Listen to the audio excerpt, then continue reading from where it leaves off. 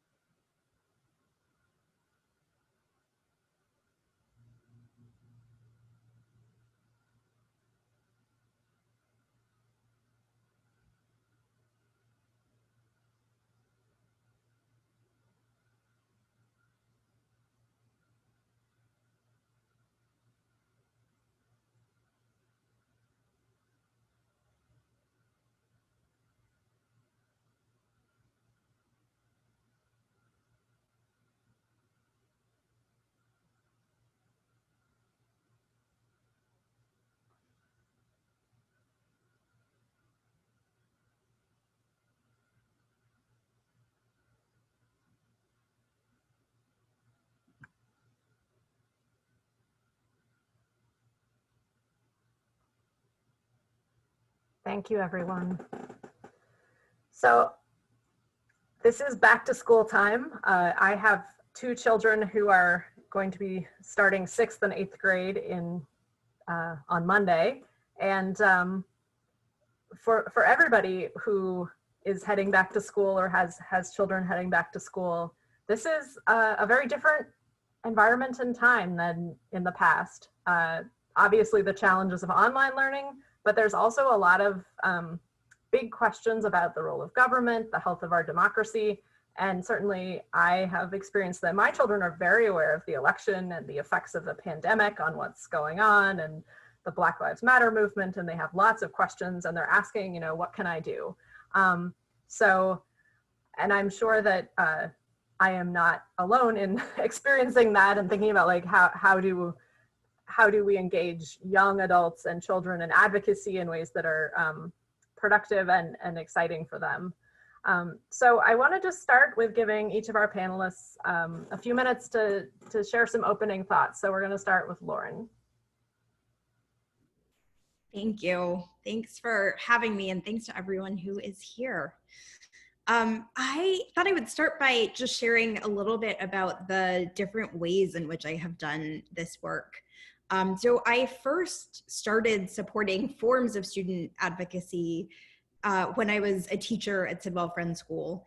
And really, I would say a lot of it started when there was a group of 9th grade boys that were mischievous and needed some purpose. And so I helped to connect them with some issues that they cared about and help them think about what they could do for those issues that would help them feel like they had voice in ways that they didn't have to misbehave to get the attention that they were looking for. And so it started really informally. They weren't even all students in my class. They were just students who I knew through the school. And then I started incorporating that kind of advocacy into my classes as a history teacher. I then went on to be a director of social action at a school. And now I get to do some of this work as the head of an upper school. And the things that I have found through all of that work, one is that courage is contagious, that when I have pushed myself to try some new things in terms of advocacy work, in terms of activism, that it leads me to whatever my next action step is. And one thing I have found over the years is that when I informally talk about the ways that I am engaging in advocacy and action, that sets off sparks for students, and they start to be able to envision the ways that they too can engage in that work. And then once they do and they can bring their peers in, that is also always really powerful. When they can say, I have done this, it was okay, it was scary, and I moved through the scariness, that then brings more people in. And some of the most successful student advocacy programs that I have been engaged in are not things that I have led, but things that students have led when they have organized a phone banking session at school or a letter writing campaign. And they can bring their friends in and also teach their friends how to do it, walk them through those steps so that it feels like a community activity. It feels like we're all in it together. Those have been a lot of the most successful advocacy programs that I have engaged in. The other thing I have realized from that is that because these things can be scary, it's really good to have a lot of different entry points for students. So as I said, having that phone banking session or the letter writing session, but also sometimes starting with things as simple as a teach-in, where you're teaching them about a current issue and introducing them to different ways that they can take action.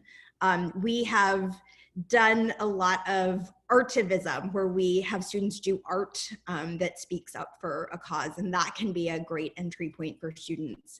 And taking those sort of baby steps then allows them to take one more step and one more step until they start feeling comfortable with all of the tools in the advocacy toolbox. And the thing that I have loved the most about engaging in this kind of work with students is that on the one hand, it is just fun for me. It's fun to be able to support students in finding their voice and finding their action. It's a big part of why I'm in education in general, is because that is what my passion is. And so being able to connect them with their passions and figuring out ways to act really is an exciting part of this role. And it, as I said, continues to get them to see additional steps that they can take every time they do something and see that they have power and that they can make a difference. It encourages them to do that next step, that next action.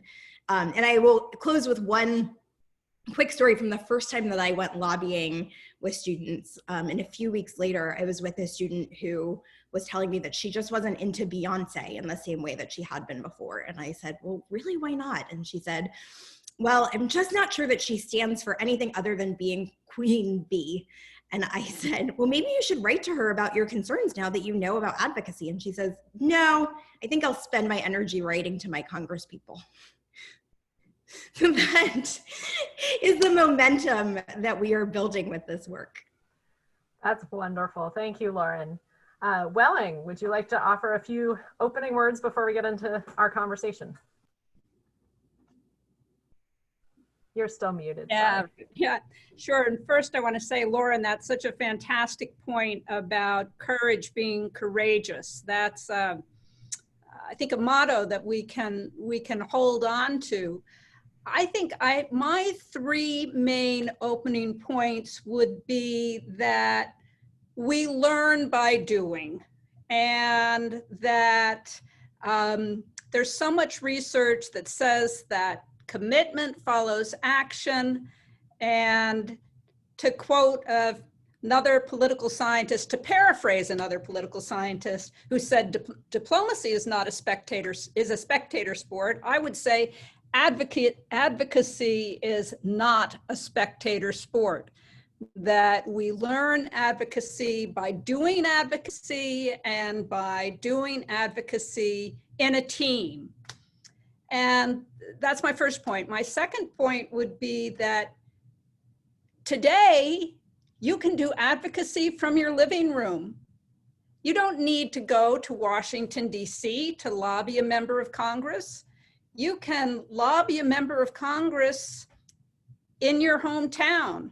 Yes, you can go to your state capital, but you can have a conversation in your living room. Yes, it's really possible. I'm not making up tales.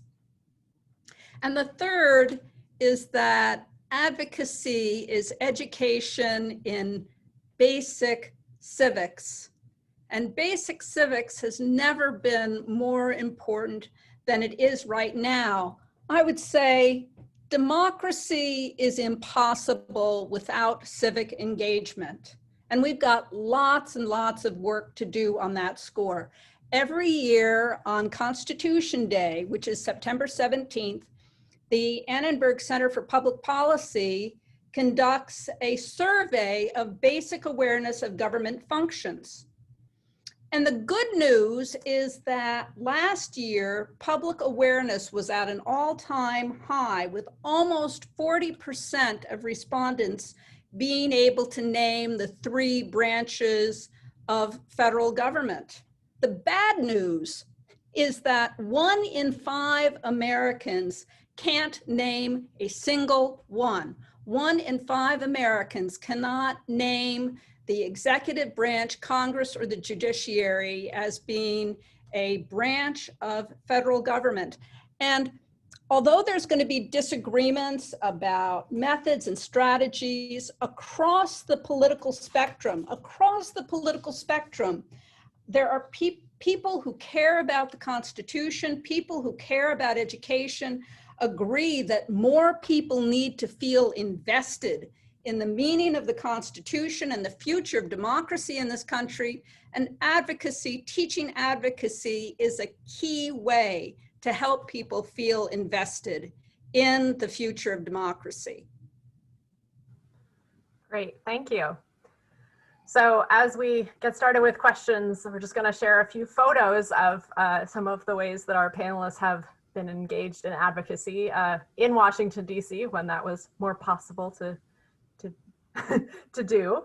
And a reminder, as you're looking at these, if you have questions that you'd like the panelists to address, please put those in the chat, and we will get to some of those questions as we move through our presentation tonight. But I'd like to start off asking Lauren maybe to talk about, the title of our presentation tonight is about teaching advocacy. So can you talk about sort of how you do that and why you do that? Yes, thank you. And I currently, as you said, I co-teach a Quaker advocacy class at Carolina Friends School.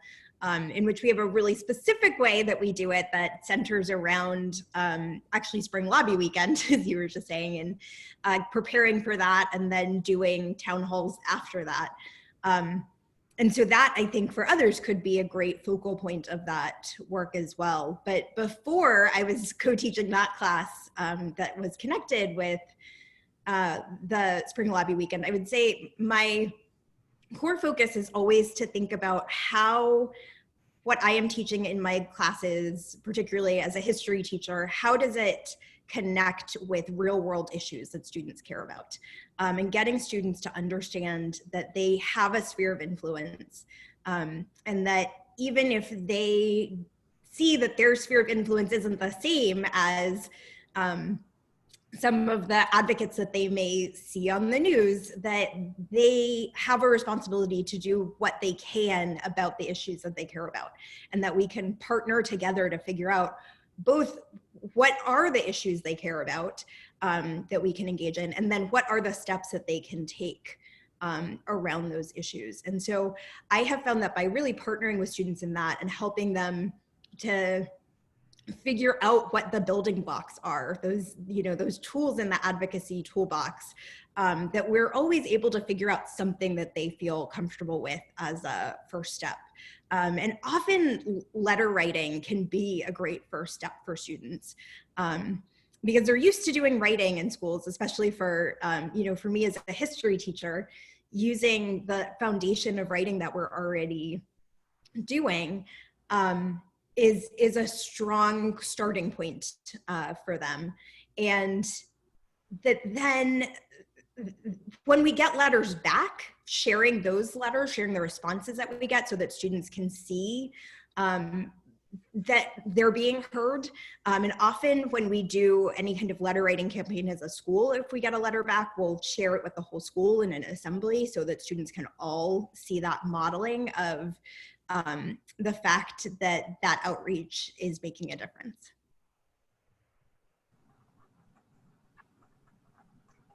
Thanks. Welling, do you want to respond to any of that? Sure, absolutely. I came to teaching advocacy sort of sideways. I had a transformative experience about 10 years ago when I had spent a sabbatical year in Washington, D.C. as a legislative assistant for Congressman Keith Ellison. And one of my jobs in that role was to regularly meet with advocacy groups, lobbying on everything across the issue spectrum and political spectrum. And one of the things that I learned that the most effective advocates were those who understood something about the way in which Congress works and something about the daily lives of congressional staff, and also that congressional staff are very, very young. Well, I say, from my perspective now, I say very young. I mean, just out of college. And it became my goal to figure out how to get my students, who at the time seemed quite disaffected, alienated from work in government, to think about how they might think about working for Congress. And teaching advocacy became a way to do that initially. It was an initial inspiration. And then I came to realize that teaching advocacy is just a really good way to help people feel invested in the future of democracy. I want to pick up on something you said in your introduction, Welling, about the importance of learning by doing. And I'm sure that both of you have already described some of the ways that you do that. But I was wondering if you could talk a little bit about how you incorporate actual lobbying into the education that you do with students or have done with students, and why is that so important? Sure. Happy to do that. Thanks, Alicia. So one of the ways in which I did this for a number of years was by teaching a course that provided students with college credit for studying lobbying and participating in Spring Lobby Weekend. And that was important for a variety of reasons. It was important for the students because credit is the currency of higher education. And if you want students to take something seriously, you give them academic credit for doing it. It's important, I think, for colleges and universities, because as colleges and universities attempt to make their relevance increasingly pertinent to a skeptical public, colleges and universities have to say that they are engaged in skill building. And every college and university, liberal arts institution in this country says that they are wanting to do the work of teaching students the skills of citizenship. And that's exactly what advocacy is. And frankly, it's in addition to being important for students and important for educational institutions, it's important for democracy, because without civic engagement, we can't have a functioning democracy. Yeah, it sounds, Lauren, like you've also done some of the sort of Spring Lobby Weekend focused education. Yeah, well, and I have not, I was supposed to do that for the first time this spring and was not able to in the same way as it would have been. But certainly that focus on that connection to civic engagement, and how I really think once we hook students with that, I think it is a lifelong commitment that they feel to their responsibility as a citizen. And so really any opportunities that we have to introduce them to that, I think, are so important. So in addition to the idea of, figuring out ways to get connected to Spring Lobby Weekend for classes that I think can be so important. The other ways that I have done lobbying in my classes, so we last year, without having the same format of Spring Lobby Weekend, and Spring Lobby Weekend for our school last year was over our spring break. And so as a class, we were not able to do that in the same way, but we did learn from FCNL about, as Welling had said, ways to connect with our representatives from home, that we didn't have to go to DC for Spring Lobby Weekend to have that same experience of having our voices heard. And so for the Quaker advocacy class, we brainstorm as a class what issues we care the most about. We create a position platform, not that different from FCNL's policy platform that they work on, the priorities list that they work on. And we then present that to the school, have the whole school give feedback, come to unity on what our policies are. And then when, as a class, we go to DC, we are advocating for those policies that we have come to as a school. We have school statements about what we believe in and what kinds of legislation we want passed and why. My other greatest experience with lobbying from the classroom was in my genocide studies class. And in that class, we had learned, again, from FCNL about the Elie Wiesel Genocide and Mass Atrocities Prevention Act. Because of my connections at FCNL, when that came up, it was put on my radar through FCNL that this was something that seemed like it would be connected to the work that my class was doing. And so we read that whole bill as a class and thought about what it would be like to advocate for that based on the work we had already been doing in class. So it was really organic in terms of what we were taking on, what we were studying, what the students felt like they had an expertise in. And so one year, instead of going to the Holocaust Museum, as we do most years as our class field trip, because we were allowed one field trip a year, one year we instead went to the Senate Foreign Relations Committee office and lobbied them around that bill. And it was such a powerful experience for the students because when the students asked the question to the staffer that they were meeting with, does it really matter that we are here lobbying? The staffer started crying and said, you don't know how much it means to have, young people coming and advocating for this. It really makes a world of difference. And so I just thought I would share some of the quotes from class the next day when I asked students what was their greatest takeaway from that. The students said things like, the most important thing I took away from our field trip was the immense power of the younger generation to make a change in the world. Something I took away from Tuesday was how powerful our phone calls and letter writing truly is in terms of reaching out to senators. And it truly showed me how powerful the youth is. I realized how powerful our generation is when it comes to change. Our advocacy for what we believe in can really make a difference. And so to me, that was such a cementing experience of this idea that if we can get them to meet with people who also care about those issues, and they can have that sense that their advocacy is working, that can just be life-changing for them. And I will also say, even when I've had experiences where students have met with people who don't agree with them, that just makes their fire burn brighter, that they say, we have to figure out how to do the work to get them to see this from our perspective. And so when the students are invested in an issue, having that opportunity to talk with someone who they know can have an influence on it has just been really powerful for me. That's really amazing to hear.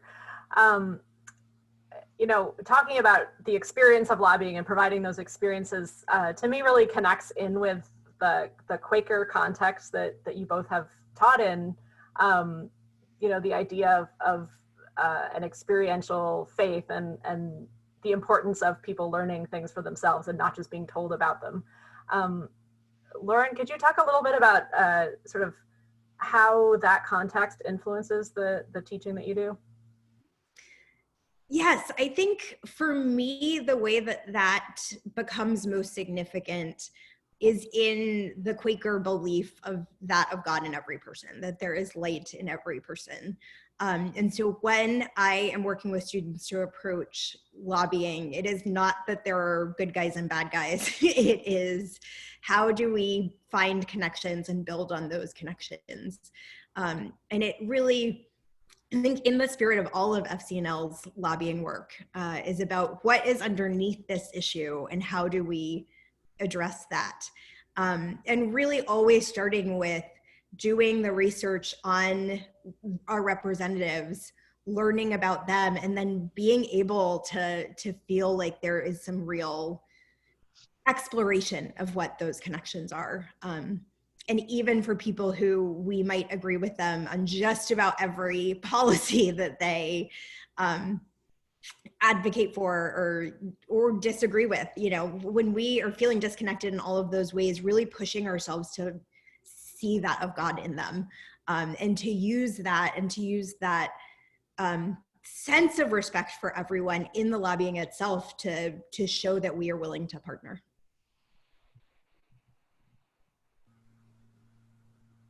How does that relate to your experience, Welling?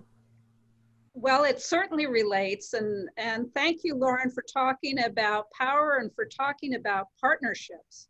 One of the things that has been absolutely critical in the history of FCNL, in its 75-year history, is the organization's commitment to working across both sides of the aisle and finding ways to talk to people in both the Republican side and the Democratic side. We believe as Quakers in the importance of building relationships with people with whom we don't see eye to eye. And that notion of building relationships across political difference is absolutely critical to bipartisanship. And one of the things that we are seeing today in the country in the most dramatic possible way is that without bipartisanship, the ability to govern effectively goes away. And what that means is problem solving goes away. problem solving on life and death issues, on structural racism, on climate change, on a raging pandemic. It's all impossible. And so the notion that we have to build partnerships and that lobbying is the work of building an ongoing relationship with members of Congress and their staff it's part of FCNL's genius, and it's why we do the advocacy work that we do. Thanks. So I want to switch gears a little bit and talk about sort of some of the ways that FCNL and advocacy education in general can support some of the kinds of people that are watching part of our panel tonight. You know, I know that we have some people who are educators, either at elementary, secondary, or college level, and we also have parents, grandparents, people who are raising or helping to raise children and wondering how can they help them sort of go on this path of being effective advocates. So I was wondering, Welling, maybe you can start sort of how can FCNL be a resource to educators, and then how can it be a resource to anyone who is involved in the life of younger people? Sure. Well, I hesitate to toot my own horn, except that's why I think I was invited to participate in the panel. So I have written a curriculum that FCNL has published on teaching college students how to be advocates. And I think at some point, Bobby is going to show people a link to that curriculum guide. It's true that it's targeted to college students. However, I know it has also been used by advocacy teams. Some of the lessons on how to research members of Congress, for example, have been used by advocacy teams. I have every confidence that it could easily be adapted for high school students, just doing a little scaffolding and taking a little bit more time to cover the issue, easily adaptable to high school students. And for parents or grandparents who want to encourage their children or grandchildren to be engaged in advocacy, bring them along with you on a visit, either in person or virtual. Lauren has told her stories about how important it is for youth to be telling their stories. And we learn by doing, we learn by observing. Bring them along.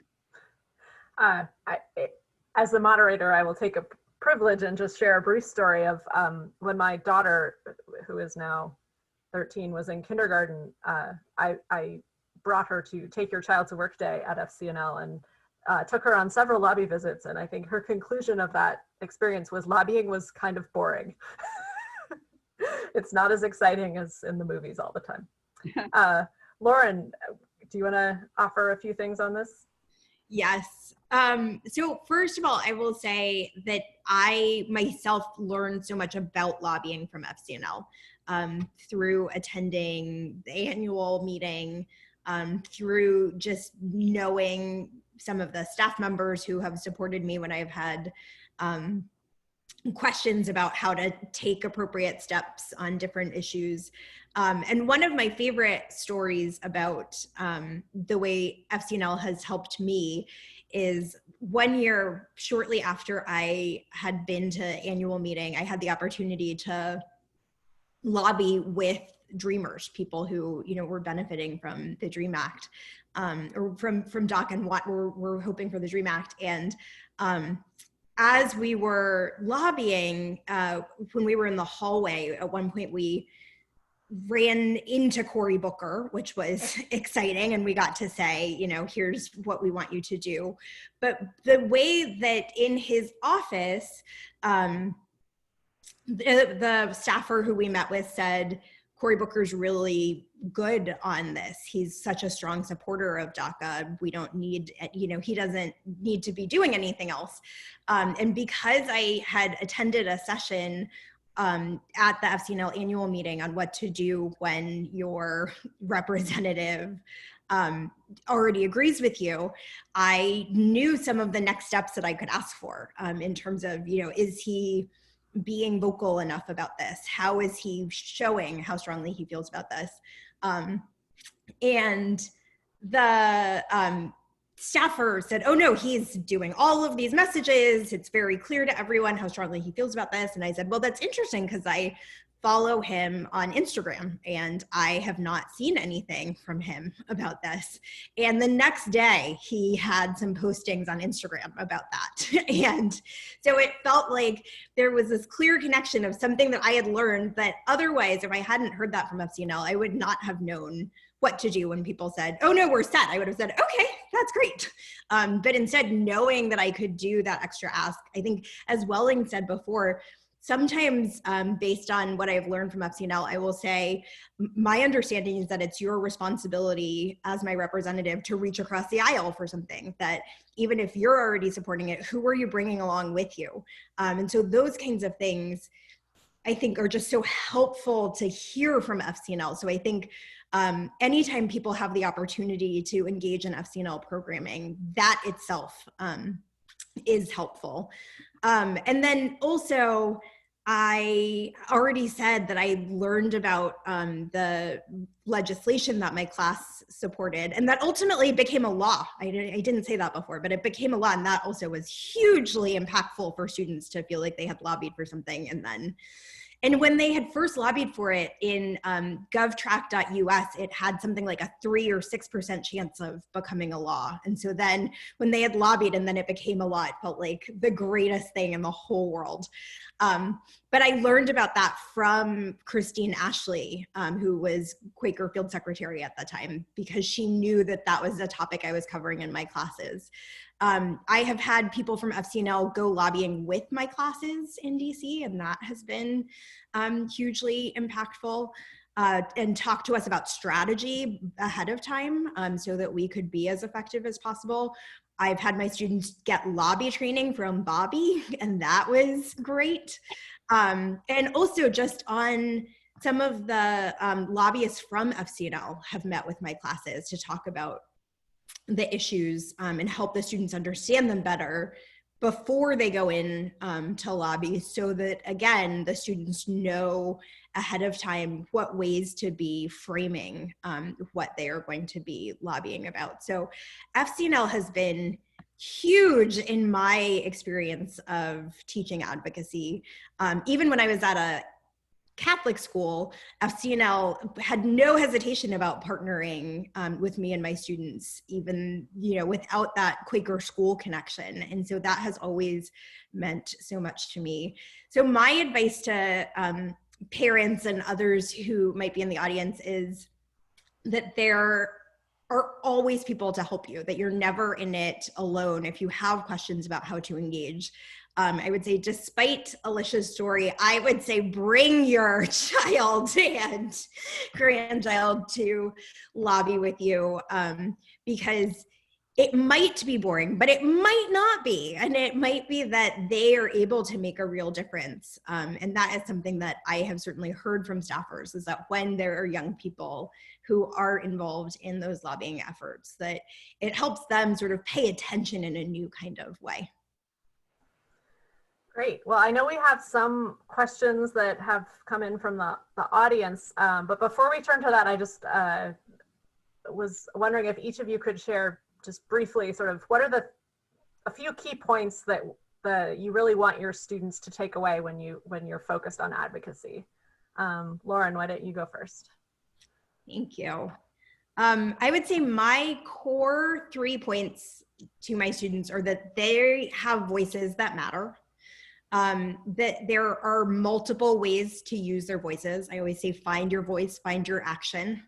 And that both speaking up and standing up for what you believe in get easier when you practice them. That the more times you try it, the more comfortable you'll be with it. And every time you see that you've survived the scariness, you're willing to step up for the next thing. And then finally, that when you use your voice, when you speak up, when you stand up for what you believe in, it inspires others to do the same.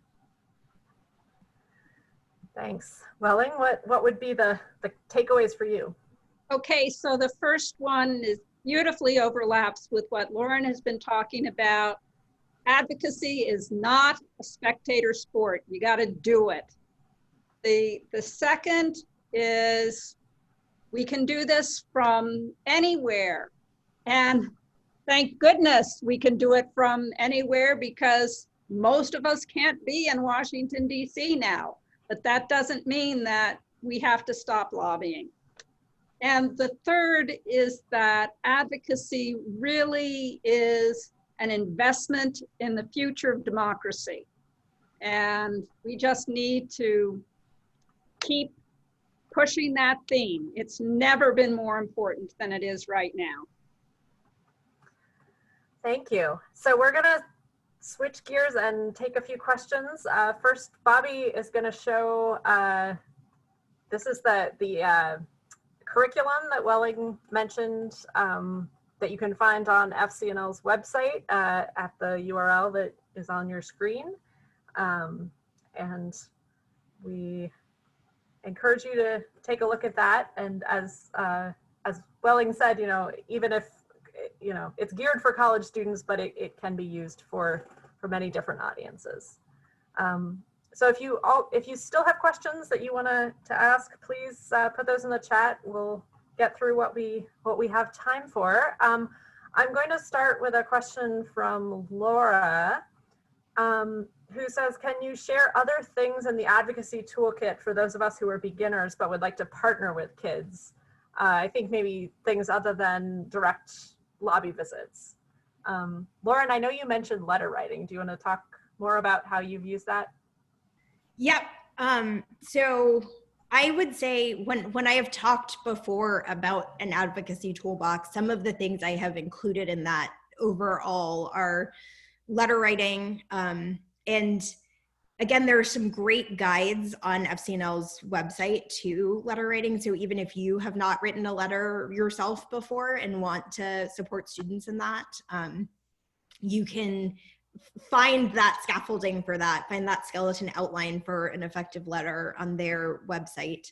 FCNL has a monthly letter writing program. And so particularly if you go to FCNL, I think it's fcnl.org/letter writing, and then you can find some sample letters on there. So letter writing, phone banking, again, can be a good one, and one that I have seen students organize really well, where they have an issue.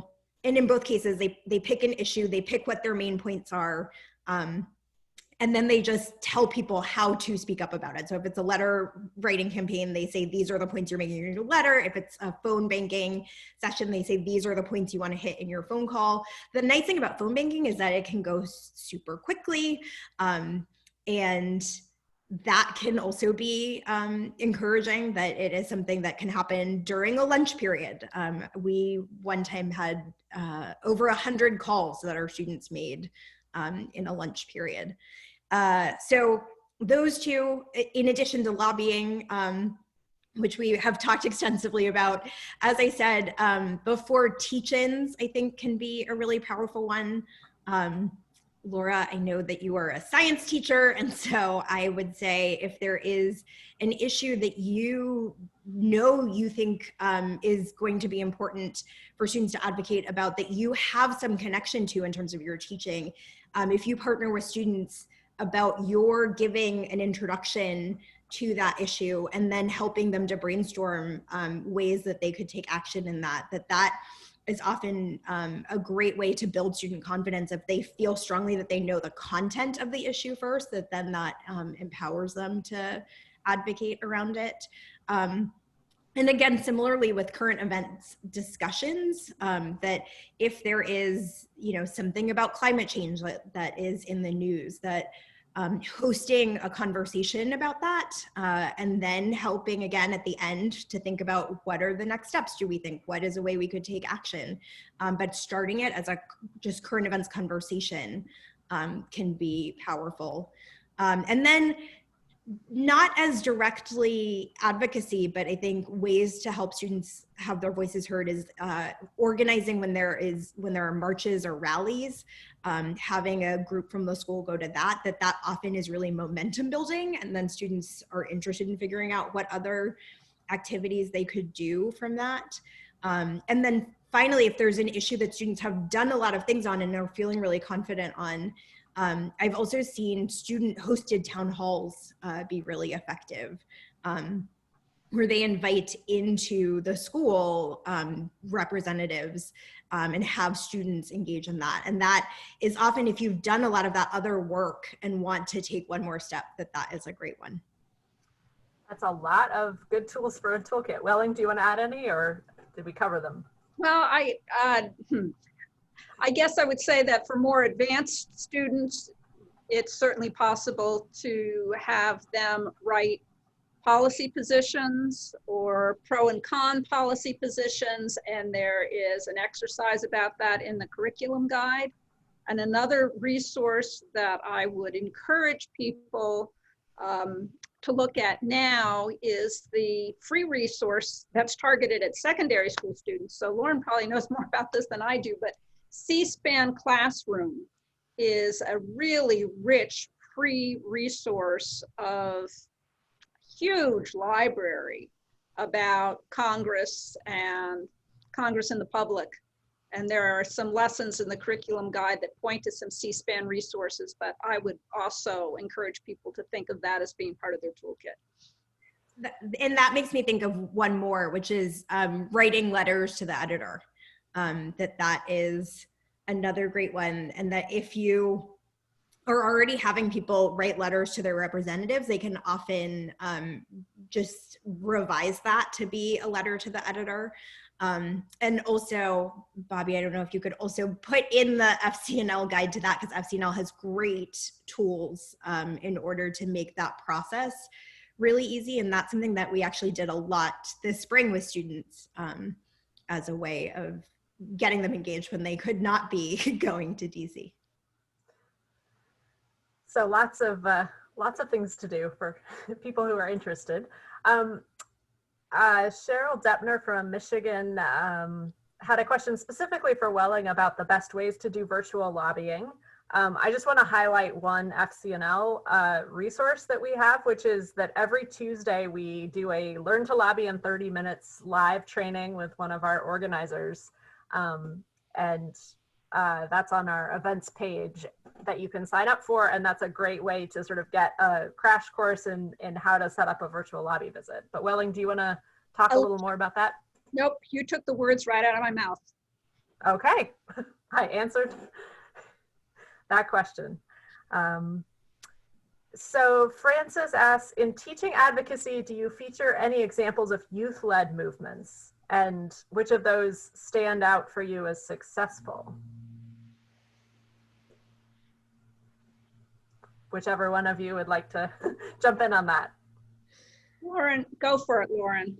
Okay, I would say my experience, because much of my teaching advocacy has come through being a history teacher, that I talk about all sorts of advocacy that has happened in history that certainly includes students. My focus, as I said, has been on genocide studies. And so we do a lot of work looking, and I do try to focus on some younger people who had their voices heard in that as a way of modeling that it is possible to speak up as young people. I would say in terms of my work now, not in the classroom, certainly we are looking at the Black Lives Matter movement as a movement that is empowered by younger people. And we, in school this year, did a Black Lives Matter Week of Action. That is something that is, I think this was the third year that has been a national program, and there are some great ways to plug into that. So that is the one that right now feels like it is most coming to mind, other than I would say the Green New Deal right now, and looking at the Sunrise Movement and the ways that young people have been advocating for the environment, that has been huge in our Quaker advocacy class this year. That was the issue that the students were most engaged in.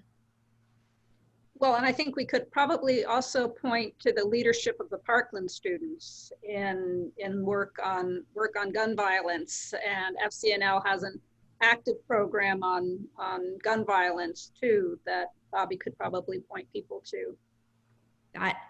What an excellent point. And that is something that has absolutely inspired students too at both my last school and at Carolina Friends School. There are very active student demand action clubs or March for Our Lives clubs. And that is very much because students have been at the center of that. And I think that can be somewhat true too for the environment and for Greta Thunberg's work in making that feel like an issue that is so central to young people. So here's a question from Deborah, who asks, how do you and your students thank legislators? Well, in a variety of ways. Usually, there is, when we lobby, we typically make an ask. That is, we're asking the legislator to do something for us. And the thanking comes at a variety of places. The thanking comes before the ask, finding some area of common concern to thank the legislator for. And the thanks come after the ask, and the thanks come with a follow-up as well. Contacting almost always the staff person with whom the contact took place, thanking them for their time, and thanking them and finding out what steps they've been able to take in either doing some more research or reaching across the aisle or introducing something, but there's thanks with the follow-up as well. I guess speaking as a former legislative assistant, that if you had a class that was thanking a congressperson for doing something, you wouldn't want to send 30 separate emails as thanks. You could send one email that had 30 thank yous embedded in it. I would echo all those same points and would just say, Bobby, I wonder if you could also post in the FCNL lobby roadmap that has each of those points of thanks along the way.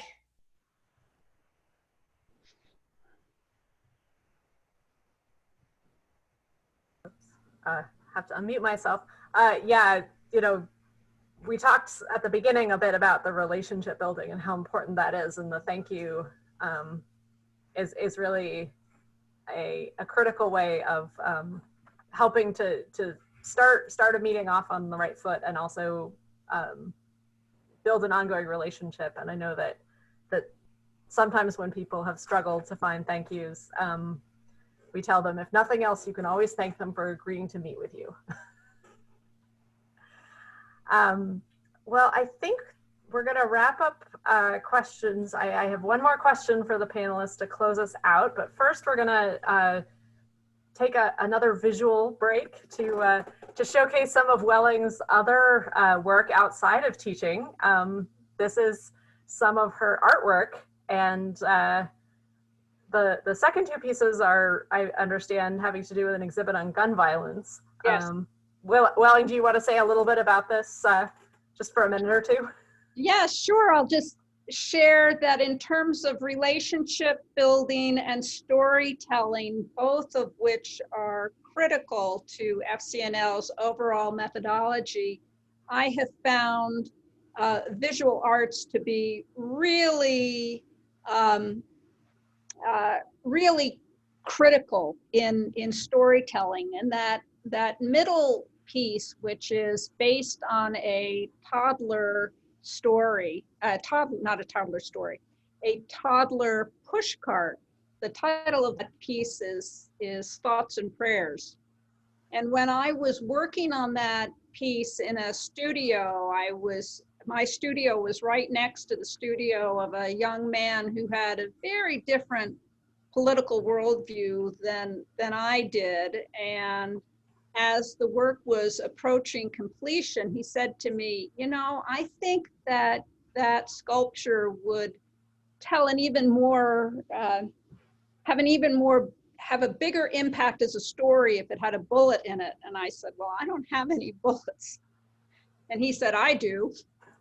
And he ran out to his truck and brought me back a rifle bullet that I could put in my sculpture to make it more impactful. And I have reflected on that and thought, you know, he and I could have been arguing back and forth for 8 weeks about gun control. And I don't think either one of us would have made a dent in the other person's opinion. And yet through the medium of the visual arts, he wanted to help me tell a more impactful story. And that's one reason why I am drawn now to learn more, study the visual arts, and use that as a mechanism for storytelling, because I think it is so critical.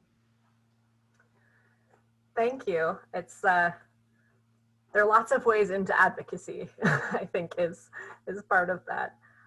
So as we're closing, I just wanted for a final thought from each of you about what's exciting for you about teaching advocacy or helping people enter into this world of advocacy in just a few words. Maybe Lauren, you can start.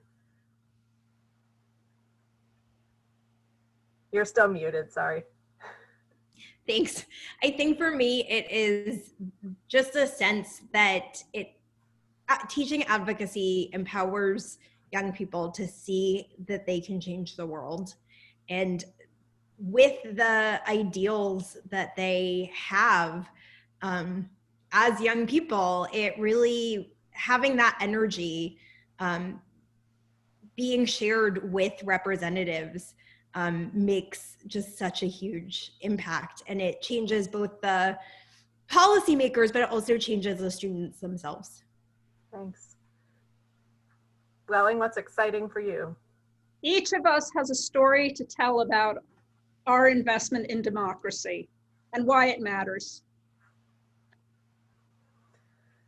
Great. Well, thank you both so much for being here with us and sharing your experience. And I know both of you are involved in back to school in different ways, and so particularly appreciate taking the time at a busy time for you to be with us and to engage in conversation. So we are wrapping up this part, but Bobby is going to take us on a little tour of some of the many resources on our website that were mentioned tonight, in addition to the follow-up email that we'll send out. So I will turn it over to him. Yes, hello everyone. Bobby here again. I'm just going to show you a few of the resources we've talked about tonight. So to access Welling's great curriculum, you can go to fcnl.org/teaching or follow the link that I put in the chat, and that'll take you to a download page where you can access a PDF version of this curriculum for free and use it in your own teaching. And then another thing I wanted to show you is our FCNL Lobby from Home resources. So I'm going to do fcnl.org/lobby-from-home. And this gets to another audience question of the best ways to do virtual lobbying. On this page, we have a guide to virtual lobbying that you can read. We have resources that'll help you prepare, a link to register for our next online training, and a form you can fill out to ask for FCNL staff support in preparing you to lobby. So those are just a few resources that we'll be sure to send out in the follow-up email as well. Thank you so much for tuning in to this wonderful discussion on advocacy and education. Thank you so much to our panelists and to you, our audience members, for being really passionate about teaching advocacy. Ever faithfully onward we go. Hope to see you for our next event. Thank you all so much.